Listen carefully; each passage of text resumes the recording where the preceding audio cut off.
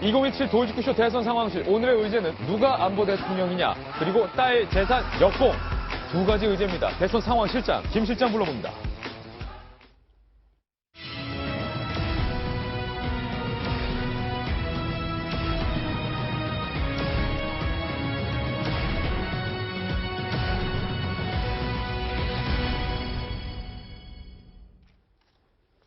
네, 전국에 계신 5천만 국민 여러분 그리고 해외 동포 여러분 반갑습니다. 대선 상황실장 김 실장입니다. 4월의 한반도 위기설에 대해서 집중 보도를 해드렸습니다.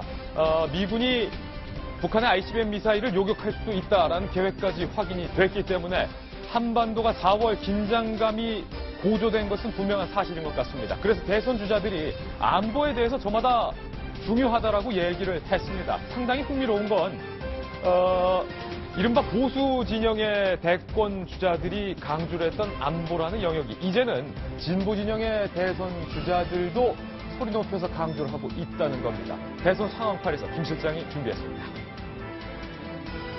4월 위기설 대선 주자는 안보 전쟁입니다. 먼저 문재인 후보가 이렇게 말했습니다. 전쟁 땐 나부터 총 들고 나설 것이다.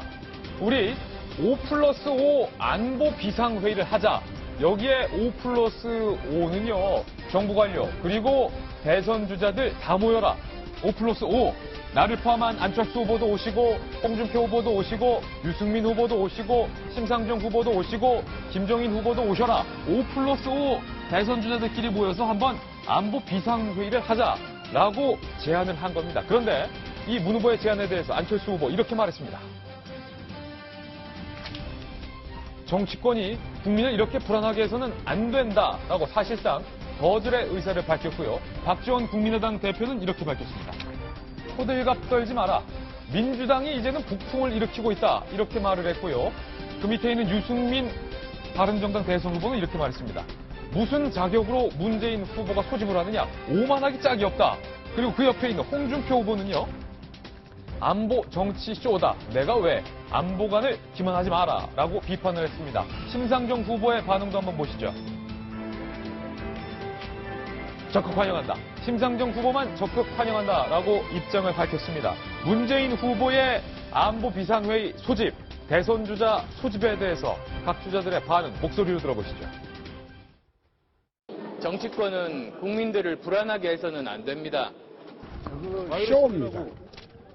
그런 정치 쇼에 나는 안 넘어갑니다. 사드 배치하고 전술핵 재배치하는 것을 하겠다고 약속을 해야지.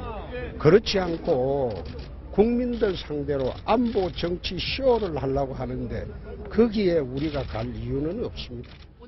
그분이 무슨 자격으로 각 당 대표와 각 당 후보들을 다 모으는지 굉장히 오만한 태도라고 생각합니다.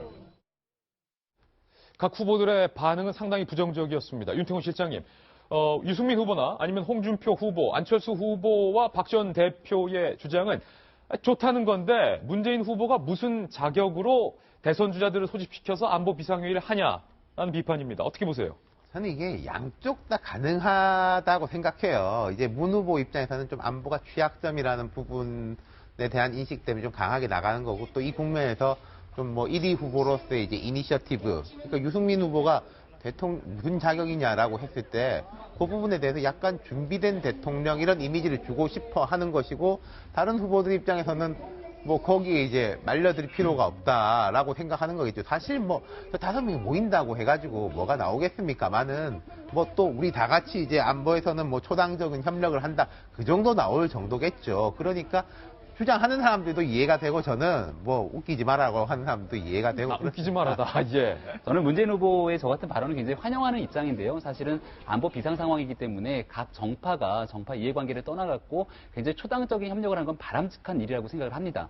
다만 오늘자 조간신문에서 여러 차례 언급됐던 것처럼 갑자기 성향과 이념들을 바꾸게 되는 이런 상황들이 혹시 대통령 선거를 30일도 목전에 남기지 않는 상황에서 국민들의 표를 의식한 행위는 아닌가라는 비판의 여지가 분명히 존재하는 거거든요. 아, 이거 표 의식된 변화 아니냐? 왜냐하면 지금 한반도의 상황이 위급하기 때문에 이럴 수밖에 없다라고 얘기했지만 한반도의 상황이 작년의 초의 상황과 비교해봤을 때 과연 지금이 얼마나 더 위급해졌는가를 보게 된다면 작년도에 5차 핵실험을 하게 되고 사실상 태영호 공사가 망명을 하게 되고 북한의 김정은이 정말 상상할 수 없을 정도로 김정남을 타국에서 타살하는 행위들을 보게 됐을 경우에 한반도의 정세는 늘 불안했습니다. 근데 어느 날 갑자기 대통령 선거를 목전에 둔 상황에서 정세가 불안했기 때문에 입장을 바꿨다라고 하는 부분들에 대해서 국민들에 대한 해석의 여지가 분분하기 때문에 이게 선거를 목전에 두고 표를 구하기 위한 행위가 아니라 나의 이와 같은 태도가 왜 바뀌었는지를 명확하게 설명을 해야 되고요. 이렇게 바뀐 나의 행위와 행동이 단순히 나뿐만이 아니라 우리 정당의 사람들이 함께 뜻을 같이 하고 있고 대통령이 당선된 이후로도 줄곧 이렇게 지속해 갈 거다라는 메시지를 보여준다라면 저와 같은 긴급 안보 비상회의 참석 안 할 이유가 없다고 봅니다. 예, 홍준표 후보랑 김병무 의원이 같은 주장을 했군요. 정치쇼 아니냐, 진정성이 없다라는 건데 정성희 의원님, 일각에서는 뭐 그런 비판도 있을 수 있지만 일단 유력한 대통령 후보 한 사람이 안보 문제에 대해서 다 같이 모여서 논의를 해보자. 긍정적으로 볼 수 있는 건 아닙니까? 물론 자격 논란은 있지만. 저는 그런 메시지가 나온 건 좋다고 생각합니다. 어저께 같은 경우도 북한이 핵 개발을 계속하면 사드 배치를 할 수밖에 없다고 얘기했고 또 어제 목숨을 걸고 전쟁을 막겠다고 얘기를 했는데 그런 거기에 대한 제 대답은 동아일보 사설을 좀 소개시켜 드리고 싶은데요. 평화를 원하면 전쟁을 준비하라라는 오래된 금언이죠. 평화를 원하면 전쟁을 준비하라. 그렇죠. 그러니까 이 평화라는 거는 말로 지켜지지 않거든요.